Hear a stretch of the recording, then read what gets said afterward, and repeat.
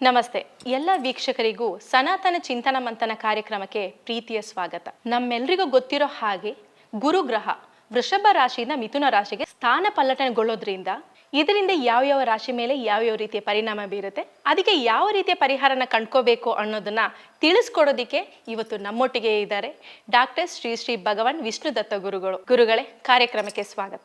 ಒಳ್ಳೆದಾಗ್ಲಿ ಅಮ್ಮ. ಗುರುಗಳೇ, ಮೊದಲನೇದಾಗಿ ಮೇಷರಾಶಿಯವ್ರ ಮೇಲೆ ಗುರುಗ್ರಹದ ಪರಿಣಾಮ ಏನು ಬೀರುತ್ತೆ, ಹಾಗೆ ಪರಿಹಾರ ಏನು ಅಂತ ತಿಳಿಸ್ಕೊಡಿ. ಓಂ ವಿಶ್ವಸ್ಮೈ ನಮಃ. ಪ್ರೀತಿಯ ಬಂಧುಗಳೇ, ಇದೇ 2025 ಮೇ 15ರಿಂದ 2026 ಮೇ ತನಕ ಗುರು ಈ ಹಿಂದೆ ಏನು ಋಷಭದಲ್ಲಿ ಸ್ಥಿತನಾಗಿದ್ದನೋ ಇದೀಗ ಅಂತಹ ಋಷಭದಲ್ಲಿ ಇರತಕ್ಕಂತಹ ಗುರು ಮಿಥುನಕ್ಕೆ ಪ್ರವೇಶವನ್ನು ಮಾಡುತ್ತಾನೆ. ಇಂತಹ ಗೋಚಾರದಲ್ಲಿ ನಮಗೆ ಮೊದಲೇ ಈ ಆರ್ಥಿಕಾಭಿವೃದ್ಧಿಗೆ ಸಂಬಂಧಪಟ್ಟವ ಯೋಗಕಾರಕನೂ ಗುರು, ಜೀವಕಾರಕನೂ ಗುರು, ಕಲ್ಯಾಣಕಾರಕನೂ ಗುರು, ಅಭಿವೃದ್ಧಿಕಾರಕನೂ ಗುರು, ಬುದ್ಧಿಕಾರಕನೂ ಗುರು, ಸಿದ್ಧಿಕಾರಕನೂ ಗುರು, ವಿದ್ಯೆಕಾರಕನೂ ಗುರು. ಅಷ್ಟೇ ಅಲ್ಲ, ಮದುವೆ ಮುಂಜಿ ಮಾನವ ಕುಲಕೋಟಿಗೆ ಸಂಬಂಧಪಟ್ಟಾಗಿರತಕ್ಕಂತಹ ಮಂಗಳ ಕಾರ್ಯಗಳು ಅಂತ ನಾವೆಲ್ಲ ಏನು ಮಾಡ್ತೀವೋ ಅದೆಲ್ಲದಕ್ಕೂ ಕೂಡ ನಾವು ಗುರುವನ್ನು ದೃಷ್ಟಿಲಿಟ್ಕೊಂಡೇ ನಾವು ಮಾತನಾಡುತ್ತೇವೆ. ಅಂತಹ ಗುರು ಯಾವುದೇ ಒಂದು ಮದುವೆ ಆದರೂ ಕೂಡ ಗುರುಬಲ ಇದೆಯಾ ಅಂತೇಳಿ ನೋಡುತ್ತೇವೆ. 1 ವರ್ಷ ಕಾಲ ಇದೀಗ ಮಿಥುನ ರಾಶಿಯಲ್ಲಿ ಗುರು ಇದ್ದಾಗ ಬಹುಶಃ ಸ್ವಾಭಾವಿಕವಾಗಿ ಇರತಕ್ಕಂತಹದ್ದು 12 ರಾಶಿಗಳು, 27 ನಕ್ಷತ್ರಗಳು, 9 ಗ್ರಹಗಳ ಈ ಒಂದು ತಾರಾಮಂಡಲ ಏನು ಇದೆಯೋ ಅದರ ಒಳಗಡೆ ಇಣುಕಿ ನೋಡಿದಾಗ ಬಹುಶಃ ಅದೊಂದು ಸೀಸನ್. ನಾನು ಯಾಕೆ ಈ ಗುರು ಬಗ್ಗೆ ಬಹಳಷ್ಟು ಹೇಳುವಂತಿದೆ, ಎಲ್ಲದಕ್ಕಿಂತ ಕೂಡ ದೊಡ್ಡದಾಗಿರ್ತಕ್ಕಂಥ ಗ್ರಹವೂ ಕೂಡ ಗುರುನೇ. ಗುರು ತೋರುವುದು ದೈವವ, ದೈವ ತೋರುವುದು ಗುರುವ ಅಂತ ಕೇಳುತ್ತಾರೆ. ದೇವರು ನಮಗೆ ಗುರುವನ್ನು ತೋರಿಸೋದಿಲ್ಲ, ಅದೇ ಗುರುಗಳು ನಮಗೆ ದೇವರನ್ನು ತೋರಿಸ್ತಾರೆ. ಅದಕ್ಕಾಗಿ ಈ ಗುರು ಬಗ್ಗೆ ಎಷ್ಟು ಹೇಳಿದರೂ ಕಡಿಮೆನೇ. ಅದಕ್ಕಾಗಿ ನಮಗೆ ಏನು ಬೇಕಾದರೂ 99 ನಮ್ಮ ಹತ್ರ ಇದೆ, ಇನ್ನು 1 ಅದಿಲ್ಲ ಅಂದರೆ ಇಲ್ಲ, ಜೀವನವೇ ಇಲ್ಲ. ಹಾಗೆ ನಾವೆಲ್ಲ ಕೂಡ ಅಲ್ಲಿಗೆ ಬಂದಿರ್ತೇವೆ. ಒಟ್ಟಾರೆಯಾಗಿ ಎಲ್ಲವೂ ಇದೆ, ಏನೂ ಇಲ್ಲ. ಒಟ್ಟಾರೆ ಧನಕಾರಕ ಬೃಹಸ್ಪತಿ, ಅದಕ್ಕೆ ದೇವಾನಾಂಚ ಋಷೀನಾಂಚ ಗುರುಂ ಕಾಂಚನ ಸನ್ನಿಭಂ ಬುದ್ಧಿಭೂತಂ ತ್ರಿಲೋಕೇಶಂ ತಂ ನಮಾಮಿ ಬೃಹಸ್ಪತಿಂ. ಅಂತಹ ಯೋಗಕಾರಕನಾಗಿರ್ತಕ್ಕಂತಹ ಗುರು ಲಗ್ನಾತ್ ದ್ವಿತೀಯದಲ್ಲಿದ್ದರೆ ಗುರುಬಲ, ಪಂಚಮದಲ್ಲಿದ್ದರೆ ಗುರುಬಲ, ಸಪ್ತಮದಲ್ಲಿದ್ದರೆ ನಮಗೆ ಗುರುಬಲ, ನವಮದಲ್ಲಿ ಇದ್ದರೆ ಗುರುಬಲ, ಏಕಾದಶ ಸ್ಥಾನೇಶು 11ನೇ ಮನೆಯಲ್ಲಿ ಗುರು ಇದ್ದರೆ ಗುರುಬಲ. ಇದೀಗ ರಾಶಿ ಪ್ರಕಾರವಾಗಿ ಯಾರ್ಯಾರಿಗೆ ಗುರುಬಲವಿದೆ, ಈ ಹಿಂದೆ ಯಾರಿಗಿತ್ತೋ ಅವ್ರು ಯಾರಿಗೂ ಕೂಡ ಅಂದರೆ 2024ರಿಂದ 25 ಗುರುಬಲ ಇತ್ತಲ್ಲ ಅವರಿಗೆ ಇರೋದಿಲ್ಲ. ಯಾವ ರಾಶಿಗಳಿಗೆ ಇರಲಿಲ್ಲವೋ ಆ ರಾಶಿಗಳಿಗೆ ಗುರುಬಲ ಬರ್ತಕ್ಕಂತಹದ್ದು ಕೂಡ ಇದೀಗ.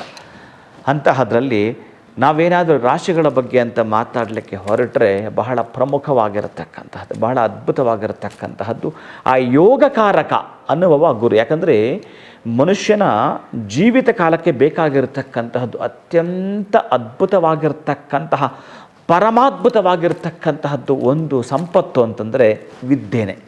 ಅಂತಹ ವಿದ್ಯೆ ಅಧಿಷ್ಠಾನ ದೇವತೆ ಗುರು ಆಗಿರ್ತಾನೆ. ಇವು ತುಂಬ ವಿದ್ಯಾವಂತರೆಲ್ಲ ದೊಡ್ಡ ದೊಡ್ಡ ವೃತ್ತಿನಲ್ಲಿ ಇರ್ತಾರಲ್ಲ, ದೊಡ್ಡ ದೊಡ್ಡ ಬಿಸ್ನೆಸ್ಸಲ್ಲೇ ಮಾಡ್ತಿರ್ತಾರಲ್ಲ, ಅವನಿಗೆ ಆ ಒಂದು ಬಿಸ್ನೆಸ್ ಫೀಲ್ಡಲ್ಲಿ ಗುರು ಅನುಗ್ರಹ ಆಗಿದ್ದರೆ ಮಾತ್ರ ಆ ಲೆವೆಲ್ ಹೋಗ್ತಾನೆ. ನೀವು ಯಾವುದೇ ವೃತ್ತಿ ಮಾಡ್ತೀರಿ, ಯಾವುದೇ ಜಾಬ್ ಮಾಡ್ತೀರಿ, ಗುರುವಿನ ಅನುಗ್ರಹ ಇದ್ದರೆ ಮಾತ್ರ ದೊಡ್ಡ ಮಟ್ಟದ ಹಣಕಾಸಿನ ಪ್ರಭಾವ ನಿಮ್ಮ ಮೇಲೆ ಬೀರುವಂಥದ್ದು ಇರುತ್ತೆ. ನೀವೆಷ್ಟು ದೊಡ್ಡ ಮಟ್ಟದ ಕನಸು ಕಟ್ಕೊಂಡಿದ್ದರೂ ಕೂಡ ನೀವೆಂತಹದ್ದೇ ಜಾಬ್ ಮಾಡಿ, ಏನೇ ಬಿಸ್ನೆಸ್ ಮಾಡಿ ಅಥವಾ ವೃತ್ತಿ ಪ್ರವೃತ್ತಿ ಎರಡೂ ಮಾಡಿ, ಗುರುವಿನ ಅನುಗ್ರಹ ಇರಲೇಬೇಕು. ಅದಿಲ್ಲ ಅಂತಂದರೆ ನಿಮ್ಮ ಹತ್ರ ಧನ ಸಂಪಾದನೆ ಸಾಧ್ಯವಿಲ್ಲ. ನಾನು ಮನೆ ಕಟ್ಕೋಬೇಕು ಗುರುಗಳೇ. ಮನೆ ಕಟ್ಕೊಳ್ಬೇಕು ಅಂತಂದರೆ ಮೂಲಭೂತ ಸೌಕರ್ಯಗಳು ಒಂದಾಗಿರತಕ್ಕಂಥದ್ದು ನೆಲ ಬೇಕಲ್ಲ. ನೆಲ ಇಲ್ಲದೆ ಮನೆ ಕಟ್ಟಿ ನೋಡೋಣ. ಹಾಗೇನೆ ಇನ್ನೊಂದು ಜಾಸ್ತಿ ಹೇಳೋದೇ ಬೇಡ. ಹಾಗೆ ಗುರುವಿನ ಅನುಗ್ರಹ ಇದ್ದರೆ ಮಾತ್ರವೇ ಇನ್ನೆಲ್ಲ ಪಡೆದುಕೊಳ್ಳಲು ಸಾಧ್ಯವಿದೆ. ಗುರು ಒಂದಿತ್ತು ಅಂತಂದರೆ ಇನ್ನು 99 ಪಡ್ಕೊಳ್ಳಲಿಕ್ಕೂ ಸಾಧ್ಯವಿದೆ. ಈಗ ಹಣ ನಿಮ್ಮ ಹತ್ರ ನೀವೇನು ಮಾಡಲ್ಲ ಹೇಳಿ? ಏನು ಮಾಡಲ್ಲ ನೀವು. ಹಣ ಹೊಂದಿತ್ತು ಅಂತಂದರೆ ಮತ್ತೊಂದು ಪ್ರಪಂಚನ ಸೃಷ್ಟಿ ಮಾಡಿಬಿಡ್ತೀರಿ ನೀವು. ಅದಕ್ಕಾಗಿ ಆ ಹಣ ಬಂದು ಸೇರಬೇಕಾದ್ರೆ ಗುರುವಿನ ಕೃಪೆ ನಮಗೆ ಬಹಳ ಮುಖ್ಯವಾಗಿರ್ತಕ್ಕಂಥದ್ದು ಪ್ರೀತಿಯ ಬಂಧುಗಳೇ. ಅದಕ್ಕಾಗಿ ಇದೀಗ ಪ್ರಧಾನವಾಗಿ ಈ 12 ರಾಶಿಗಳಂತ ನಾನು ಮಾತಾಡಲಿಕ್ಕೆ ಹೋದಾಗ ಬಹಳ ಮುಖ್ಯವಾಗಿರ್ತಕ್ಕಂಥದ್ದು ಮೇಷರಾಶಿ ಮೊದಲನೆಯದು. ಮೊದಲನೆಯ ಮೇಷರಾಶಿಗೆ ಇದೀಗ ಇಲ್ಲಿ ತನಕ ಹೇಗೆ ನೀವೆಲ್ಲ ಕೂಡ ಕೌಂಟ್ ಮಾಡಿದರೆ ಅದರ ಪ್ರಕಾರವಾಗಿ ಮೇಷರಾಶಿಯಿಂದ 2ನೇ ಮನೆಯಲ್ಲಿ ಗುರು ಇರತಕ್ಕಂಥದ್ದಿತ್ತು. ಇದೀಗ ಗುರುಬಲ ಇವರಿಗೆ ಇರೋದಿಲ್ಲ. ಯಾಕೆಂತಂದರೆ ಮೇಷರಾಶಿಯಿಂದ ಮಿಥುನಕ್ಕೆ ಗುರು ಹೋದಾಗ 3ನೇ ಮನೆಗೆ ಗುರು ಪ್ರವೇಶವನ್ನು ಮಾಡುವಂಥದ್ದು. ಆ ಮೇಷರಾಶಿಯವರೆಗೆ ಗುರುಬಲ ಇರೋದಿಲ್ಲ.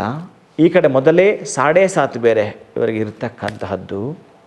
ಮೊನ್ನೆಯಷ್ಟೇ ಪ್ರವೇಶವಾಗಿದೆ. ಎಷ್ಟು ದಿವಸ 7.5 ಇರಲಿಲ್ಲ ಮೇಷರಾಶಿಯವರೆಗೆ.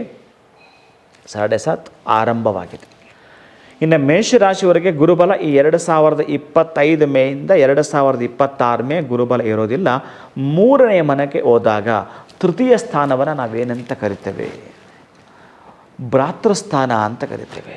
ಸೋದರ ಸಹೋದರರ ಸ್ಥಾನ ಅಂತ ಕರಿತೇವೆ. ಅಂತಹ ಸೋದರ ಸಹೋದರರ ಸ್ಥಾನಕ್ಕೆ ಗುರು ಹೋದಾಗ ಏನಾಗ್ತಾನೆ ಅಂತಂದರೆ ಅದು ಒಂದು ರೀತಿಯಾಗಿರ್ತಕ್ಕಂತಹದ್ದು ಅಷ್ಟೊಂದು ಶುಭವೂ ಅಲ್ಲ ಅಶುಭವೂ ಅಲ್ಲ. ಆ 3ನೇ ಸ್ಥಾನವನ್ನು ಹಾಗೆಲ್ಲ ಕೂಡ ಕರೆಯುವಂಥದ್ದಿರುತ್ತೆ.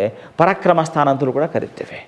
ಅಂತಹ ಸ್ಥಾನಕ್ಕೆ ಹೋದಾಗ ಫಲವನ್ನು ಕೊಡಲಾರ ಗುರು. ನೀವು ಚೆನ್ನಾಗಿ ಕೇಳಿಸ್ಕೊಂಡ್ರೆ ಮೇಷರಾಶಿಯವರಿಗೆ ಗುರುಬಲ ಇರೋದಿಲ್ಲ. ಜೊತೆಗೆ ಅಣ್ಣ ತಮ್ಮಂದಿರು, ಅಕ್ಕ ತಂಗಿಯರು ಇವರ ಜೊತೆ ನಾವು ತುಂಬ ಚೆನ್ನಾಗಿ ಬಾಂಧವ್ಯ ಇಟ್ಕೋಬೇಕು ಅಂತ ಮನಸ್ಸಲ್ಲಿ ಇರುತ್ತೆ. ಖುಷಿ ಇರುತ್ತೆ, ಸಂತೋಷ ಇರುತ್ತೆ, ಎಲ್ಲ ಇರುತ್ತೆ. ಗೊತ್ತಿಲ್ಲ ಯಾವುದೋ ಒಂದು ಸಣ್ಣ ಒಂದು ವಿಷಯಕ್ಕೆ ಕ್ರ್ಯಾಕ್ ಬಿರುಕು ಬಿಡುವಂಥ ಸಾಧ್ಯತೆ ಇರುತ್ತೆ. ನಾನು ಮೊದಲೇ ಭಯಪಡಿಸಲ್ಲ, ನಾನು ಎಚ್ಚರಿಕೆಯಿಂದಿರಲಿಕ್ಕೆ ಕೇಳುತ್ತೇನೆ. ಎಚ್ಚರದಿಂದಿರಿ. ಯಾಕಂದರೆ ತುಂಬ ಅನ್ಯೋನ್ಯವಾಗಿರ್ತೀವಿ ನಾವು. ಒಂದು ಕುಟುಂಬ ವಸುದೈವ ಕುಟುಂಬವಾಗಿರಬೇಕು ಅಂತ ಅಪೇಕ್ಷೆ ಪಟ್ಟಿರತಕ್ಕಂಥ ಅಣ್ಣ ತಮ್ಮಂದಿರು, ಅಕ್ಕ ತಂಗಿರುಗಳು ವಿರಸಭಾವನೆ ಮೂಡುವ ಸಾಧ್ಯತೆ ಇರುತ್ತೆ ಮೇಷರಾಶಿಯವರೆಗೆ ಗುರು 3ನೇ ಮನೆಗೆ ಹೋದಾಗ. ಅಂತಹ 3ನೇ ಮನೆಯನ್ನು ಪ್ರವೇಶ ಮಾಡಿದ ಗುರುವಿನಿಂದ ನಾವೇನಾದರೂ ಅಪೇಕ್ಷೆ ಪಡೆದುಕೊಳ್ಳಲಿಕ್ಕೆ ಈ ವರ್ಷ ಬಹಳ ಕಷ್ಟವಾದೀತು. ಎಚ್ಚರ ವಹಿಸ್ತಕ್ಕಂತಹದ್ದು. ಇನ್ನು ಇದರ ಮೇಲೆ ನಿಮ್ಮ ದಶಾಭುಕ್ತಿಯ, ಅಂತರ್ಭುಕ್ತಿಯ, ತ್ರಿಭಾಗಿಯ, ಲಗ್ನಕುಂಡಲಿ ಪ್ರಕಾರವಾಗಿ ನಿಮ್ಮ ಜಾತಕದಲ್ಲಿ ಗುರು ಎಲ್ಲಿರ್ತಾನೆ ಅದರ ಪ್ರಕಾರ ಫಲಗಳು ಕೊಡತಕ್ಕಂತಹದ್ದು ಬೇರೆ. ಈ ಗುರು ಗೋಚಾರದಲ್ಲಿ 3ನೇ ಮನೆಗೆ ಹೋದಾಗ ನಿಮಗೆ ಕೊಡ್ತಕ್ಕಂತಹ ಫಲಗಳು ಅಧಮ ಇರುವಂಥದ್ದು. ಇನ್ನು ನಾವು ಒಂದು ಪ್ರಾರ್ಥನೆ ಅಂತಿದೆ, ಅದಕ್ಕೆ ಒಂದು ಮಾತಿಲ್ಲ. ಎಚ್ಚರಿಸಿ ಹೇಳ್ತಾನೆ, ಪ್ರಾರ್ಥನೆಯಿಂದ ಪರಿಹಾರ ಸಾಧ್ಯ, ದರ್ಶನದಿಂದ ದಾರಿದ್ರ್ಯ ನಾಶ ಅಂತ ಹೇಳ್ತಾನೆ. ಅದಕ್ಕಾಗಿ ಗುರುವಿನ ದರ್ಶನ ಮಾಡುವಂಥದ್ದು ಪ್ರತಿ ಗುರುವಾರ ಮೊದಲು ನೀವು ಮಾಡ್ತಾ ಇರ್ತೀರಿ. ಆದರೆ ಇದೀಗ ಈ ವರ್ಷ ಪ್ರತಿನಿತ್ಯ ಸಾಧ್ಯವಾದಷ್ಟು ಗುರುನಾಮ ಸ್ಮರಣೆಯನ್ನು ಮಾಡ್ತಕ್ಕಂತಹದ್ದು. ಗುರುವಿನ ಗುಲಾಮನಾಗದ ತನಕ ದೊರಕದಣ್ಣ ಮುಕ್ತಿ ನಾವು ಕೇಳಿದ್ದೇವೆ. ಅದಕ್ಕಾಗಿ ಗುರುವಿನ ಅಷ್ಟೋತ್ತರವನ್ನು ಓದ್ಕೊಳ್ತಕ್ಕಂತಹದ್ದು. ನಿಮಗೆ ಗೂಗಲ್ಗೆ ಹೋದರೆ ಎಲ್ಲ ಸಿಗ್ತವೆ. ಗುರು ಅಷ್ಟೋತ್ತರ ತಪ್ಪದೇ ಈ ಪ್ರಾತಃ ಕಾಲ, ಮಾಧ್ಯಾಹ್ನಿಕ ಕಾಲ, ಸಾಯಂಕಾಲ 3 ಕಾಲಗಳು ಇದ್ದಾವಲ್ಲ ದಿನಕ್ಕೆ.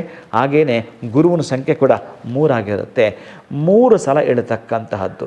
ನಮಗೆ ಪ್ರಾತಃ ಕಾಲ, ಮಾಧ್ಯಾಹ್ನಿಕ ಕಾಲ, ಸಾಯಂಕಾಲ ಹೇಳಲಿಕ್ಕೆ ಆಗೋದಿಲ್ಲ ಗುರುಗಳೆಂದರೆ ನೀವು ಬೆಳಗ್ಗೆನೇ 3 ಸಲ ಹೇಳ್ಕೊಂಡ್ರೂ ಆಯಿತು. ಆ ಒಂದು ಅಷ್ಟೋತ್ತರವನ್ನು ಹೇಳಲಿಕ್ಕೆ ಬಹುಶಃ ನಿಮಗೆ 2 ರಿಂದ 3 ನಿಮಿಷಗಳ ಕಾಲ ಬೇಕಾಗಬಹುದು. ಒಂದು 10 ನಿಮಿಷಗಳ ಕಾಲ ಪ್ರತಿನಿತ್ಯ ಗುರುವಿನ ಪ್ರೇಯರ್ ಮಾಡ್ತಕ್ಕಂತಹದ್ದು. ಹಳದಿ ವಸ್ತ್ರವನ್ನು ಧರಿಸ್ತಕ್ಕಂತಹದ್ದು ಮೇಷರಾಶಿಯವರು ಚೆನ್ನಾಗಿ ಜ್ಞಾಪಕ ಇಟ್ಕೊಳ್ಳಿ. ಹಳದಿ ವಸ್ತ್ರ ಅಥವಾ ನಿಮಗೆ ಸಂಬಂಧಪಟ್ಟ ವಸ್ತ್ರವನ್ನು ಕೂಡ, ಅಂದರೆ ಕೆಂಪು ವರ್ಣದ ವಸ್ತ್ರವನ್ನು ಅಥವಾ ಹಳದಿಯನ್ನು ಕೂಡ ನೀವು ಹುಟ್ಕೊಳ್ತಾ ಆ ಒಂದು ವಸ್ತ್ರದಲ್ಲಿ ಒಂದು ಮೆಡಿಟೇಷನ್, ಧ್ಯಾನ ಮಾಡಿಕೊಳ್ತಕ್ಕಂತಹದ್ದು. ಯಾರಿಗಾದರೂ ಕಡಲೆಯನ್ನು ದಾನ ಮಾಡ್ತಕ್ಕಂತಹದ್ದು. ನಿಮಗೆ ಇಷ್ಟವಾಗಿರ್ತಕ್ಕಂತಹ ಗುರುಗಳಿಗೆ ಕಾಷಾಯ ವಸ್ತ್ರವನ್ನು ದಾನ ಮಾಡುವಂಥದ್ದು. ಇನ್ನು ದತ್ತಾತ್ರೇಯ ಸ್ವಾಮಿಗೆ ಒಂದು ಹರಕೆಯನ್ನು ಹೊತ್ತುಕೊಳ್ತಕ್ಕಂತಹದ್ದು. ಗುರುವಿನ ಪ್ರಭಾವ ನಮಗೆ ಒಂದು ವರ್ಷ ಆ ಬಲ ಇಲ್ಲದಾಗ ನಾವೇನಾದರೂ ಅವನಿಂದ ನಾವು ಅಪೇಕ್ಷೆ ಪಟ್ಟಿದ್ದನ್ನು ಪಡೆದುಕೊಳ್ಳಬೇಕಾದರೆ ನಿಧಾನವಾದೀತು ಅಥವಾ ಪಡೆದುಕೊಳ್ಳಲಿಕ್ಕೆ ಆಗಲೂ ಕೂಡ ಇರಬಹುದು ಕೂಡ, ಆಗದೇ ಕೂಡ ಇರತಕ್ಕಂತಹ ಸಂದರ್ಭದಲ್ಲಿ ಗುರುಬಲ ಇದ್ದಾಗಲೇ ನಮಗೇನೇನು ಆಗಿದೆಯೋ ಅನ್ನೋದು ಕೂಡ ಗೊತ್ತಿರ್ತಕ್ಕಂಥದ್ದು. ಅದು ಸೀಸನ್ ಅಂತ ಹೇಳಿರ್ತೇನೆ. ನಾನು ಪ್ರತಿಯೊಬ್ಬರಿಗೂ ಹೇಳಿರ್ತೇನೆ, ಯಾವುದೋ ಒಂದು ವೆಹಿಕಲ್ ಡಾಕ್ಯುಮೆಂಟ್ಸ್ ಅಂದರೆ ಆ ಒಂದು ವಾಹನದ ಡಾಕ್ಯುಮೆಂಟ್ಸ್ ಇಲ್ಲ ಅಂದರೆ ನಮಗೆ ವಾಹನ ಓಡಿಸ್ಲಿಕ್ಕೆ ಭಯ ಆಗುತ್ತಲ್ಲ, ಎಲ್ಲಿ ಯಾರು ಹಿಡ್ಕೊಂಡು ಬಿಡ್ತಾರೋ ಅಂತ ಭಯ ಇರುತ್ತಲ್ಲ. ಅಷ್ಟೇ ಯಾಕೆ, ಒಂದು ಇನ್ಶೂರೆನ್ಸ್ ಇಲ್ಲ ಅಂದರೂ ಕೂಡ ನಮಗೆ ವಾಹನ ಓಡಿಸ್ಲಿಕ್ಕೆ ಕಷ್ಟವಾಗ್ತಕ್ಕಂತಹದ್ದು, ಬೇಸರ ಆಗ್ತಕ್ಕಂಥದ್ದು, ನೋವಾಗ್ತಕ್ಕಂಥದ್ದು. ಹಾಗೆಯೇ ಒಂದು ಮನೆಗೆ ಒಂದು ಡಾಕ್ಯುಮೆಂಟೇಷನ್, ಒಂದು ಸೈಟ್ ಡಾಕ್ಯುಮೆಂಟೇಷನ್, ಯಾವಾಗಲೂ ಅಷ್ಟೇ ಆ ಒಂದು ಸೈಟಿನ ಪೇಪರ್ ಕರೆಕ್ಟ್ ಇಲ್ಲ ಅಂದರೆ ನಾವು ತೆಗೆದುಕೊಳ್ಳಲಿಕ್ಕೆ ಸಾಧ್ಯವೇ ಇಲ್ಲ.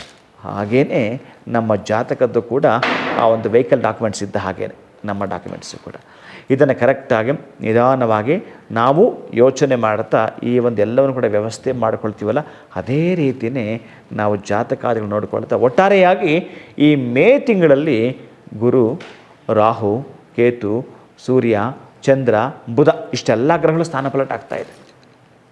ಹಾಗಾಗಿ ಬಹಳಷ್ಟು ಬದಲಾವಣೆ ಇದೆ ಈ ವರ್ಷ.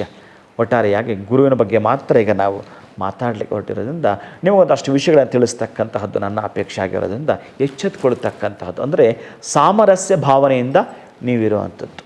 ಮೇಷರಾಶಿಯವರೆಗೆ ತಾಳ್ಮೆಯೇ ಬಹಳ ಮುಖ್ಯವಾಗಿರತಕ್ಕಂಥ ಆಭರಣವಾಗಿರತಕ್ಕಂಥದ್ದು. ಸಣ್ಣ ಪುಟ್ಟ ವಿಷಯಗಳಿಗೆ ಕೋಪ ಮಾಡಿಕೊಳ್ತಕ್ಕಂಥದ್ದು ಮುನಿಸು ತರವಲ್ಲ. ಅದಕ್ಕಾಗಿ ಅಣ್ಣ, ತಮ್ಮ, ಅಕ್ಕ, ತಂಗಿ, ನಿಮ್ಮ ಕುಟುಂಬಕ್ಕೆ ಸಂಬಂಧಪಟ್ಟಾಗ ಯಾವುದೇ ಒಂದು ವ್ಯಾಜ್ಯಗಳು ಬಂದರೂ ಕೂಡ ಅದನ್ನು ಮುಂದೂಡ್ತಕ್ಕಂತಹದ್ದು. ಅಂದರೆ ಏನಾದರೂ ನಾವು ಇತ್ಯರ್ಥ ಮಾಡಿಕೊಳ್ಳಬೇಕು ಅಥವಾ ಲ್ಯಾಂಡಿಗೆ ಸಂಬಂಧಪಟ್ಟಾಗೆ, ಮನೆಗೆ ಸಂಬಂಧಪಟ್ಟಾಗೆ ಏನಾದರೂ ನಾವು ಇತ್ಯರ್ಥ ಮಾಡಿಕೊಂಡು ಭಾಗಗಳನ್ನು ಮಾಡ್ಕೊಳ್ತೀವಿ ಅಂತಕ್ಕಂಥವ್ರಿಗೆ ಎಚ್ಚರಿಕೆಯಿಂದ ಹೇಳುವಂಥದ್ದು. ಇನ್ನು ಜಾಬ್ ಇರುವಂಥವರು, ಬಿಸ್ನೆಸ್ ಮಾಡ್ತಕ್ಕಂಥವರು ಮಾತ್ರ ಶ್ವಾನಗಳಿಗೆ ಆಹಾರವನ್ನು ಕೊಡಲೇಬೇಕಾಗಿರ್ತಕ್ಕಂಥದ್ದು. ಪ್ರತಿ ಗುರುವಾರ ಪ್ರತಿನಿತ್ಯ ಆಗುತ್ತೆ, ಅದ್ಭುತವಾಗಿ ಕೊಡ್ತಾ ಬನ್ನಿ, ಅಭ್ಯಂತರವಿಲ್ಲ. ಆದರೆ ನಿಮಗೊಂದು ಮಾರ್ಗದರ್ಶನ ಮಾಡ್ತಾ ಇರತಕ್ಕಂತಹದ್ದು ಗುರುವಿನ ಕೃಪೆಗೆ ನಾವು ಒಳಗಾಗಬೇಕಾದ್ರೆ, ನಿಮಗೆ ಯಾರೋ ಟೀಚಿಂಗ್ ಮಾಡಿದ್ರಲ್ಲ, ನಿಮ್ಮ ಬದುಕಿಗೆ ಒಂದು ದಾರಿದೀಪವಾಗಿದ್ದರಲ್ಲ, ನಿಮ್ಮ ಬದುಕಿನ ಯಶಸ್ಸಿಗೆ ಕಾರಣಕರ್ತರಾಗಿದ್ದರಲ್ಲ, ಅಂತಹ ಗುರುಗಳಿಗೆ ಏನಾದರೂ ಅವರಿಗೆ ಅವಶ್ಯಕತೆ ಇರತಕ್ಕಂತಹ ವಸ್ತುಗಳನ್ನು, ಅವ್ರಿಗೆ ಯಾವುದು ನೀಡಿತ್ತೋ ಅದನ್ನು ನೀವು ಫುಲ್ಫಿಲ್ ಮಾಡ್ತಕ್ಕಂತಹದರ ಜೊತೆಗೆ ಯಾರಿಗಾದರೂ ಕೂಡ ಮದುವೆ ಆಗ್ತಾಯಿದೆ ನಿಮ್ಮ ಕುಟುಂಬದವರಲ್ಲೋ ಅಥವಾ ನಿಮ್ಮ ಸ್ನೇಹಿತರಲ್ಲೋ, ನಿಮ್ಮ ಅಕ್ಕಪಕ್ಕ ನೈಬರ್ಸ್ ಯಾರಿರ್ತಾರೋ ಅಂಥವರಿಗೆ ಸಾಧ್ಯವಾದಷ್ಟು ಮಂಗಳ ದ್ರವ್ಯಗಳನ್ನು ಕೊಡಿಸ್ತಕ್ಕಂಥದ್ದು. ಅದರಲ್ಲೂ ಪ್ರಮುಖವಾಗಿ ಹೇಳುತ್ತೇನೆ, ಈ ಮೇಷರಾಶಿಯವರಿಗೆ ಅರಿಶಿನ ಕೊಂಬು, ಜೀರಿಗೆ, ಬೆಲ್ಲ, ಸಜ್ಜಿಕ, ಗುಡ ಅಂತ ಕರೀತಾರೆ. ಸಜ್ಜಿಕ ಅಂತಂದರೆ ಜೀರಿಗೆ, ಗುಡ ಅಂದರೆ ಬೆಲ್ಲ. ಇಷ್ಟನ್ನು ನಾವು ದಾನವಾಗಿ ಮಾಡ್ತೀವಿ ಅಂತಂದರೆ ಬಹುಶಃ ಒಂದು ರೀತಿಯ ಗುರುಬಲವನ್ನು ನಾವು ಒಪ್ಪಿಕೊಂಡಾಗೆ ಮರೆಯದೆ ನೀವು ಗುರುವಿನ ನಾಮಸ್ಮರಣೆ ಮಾಡೋದರ ಜೊತೆಗೆ ನೀವು ಗುರುವಿನ ಅಷ್ಟೋತ್ತರವನ್ನು ಪ್ರತಿನಿತ್ಯ ಹೇಳಿಕೊಳ್ತಾ ಇರ್ತೀನಿ ಅಂತಂದರೆ, ಈಗ ನಾನು ಹೇಳಿರ್ತಕ್ಕಂಥದ್ದು ಯಾವುದ್ಯಾವುದೋ ನಿಮ್ಮನ್ನು ಬಾಧಿಸ್ತಕ್ಕಂಥದ್ದೆಯಲ್ಲ, ಅದರಿಂದ ನಿಮಗೆ ರಿಲೀಫ್ ಸಿಗ್ತಕ್ಕಂತಹದ್ದು ಗುರುವಿನ ಕೃಪೆಗೆ ತಾವೊಳಗಾಗ್ತೀರಿ. ಶುಭಂ ಭೂಯಾತ್, ಒಳಿತಾಗಲಿ. ನೋಡಿದ್ರಲ್ಲ ವೀಕ್ಷಕರೇ, ಮೇಷರಾಶಿಯವರಿಗೆ ಯಾವ ರೀತಿಯಲ್ಲಿ ಸುಲಭವಾಗಿ ಪರಿಹಾರಗಳನ್ನ ಮಾಡ್ಕೋಬಹುದು ಅಂತ. ನೀವು ಕೂಡ ಅದನ್ನ ಮಾಡಿ, ನಿಮಗೂ ಕೂಡ ಒಳ್ಳೆಯದಾಗಲಿ.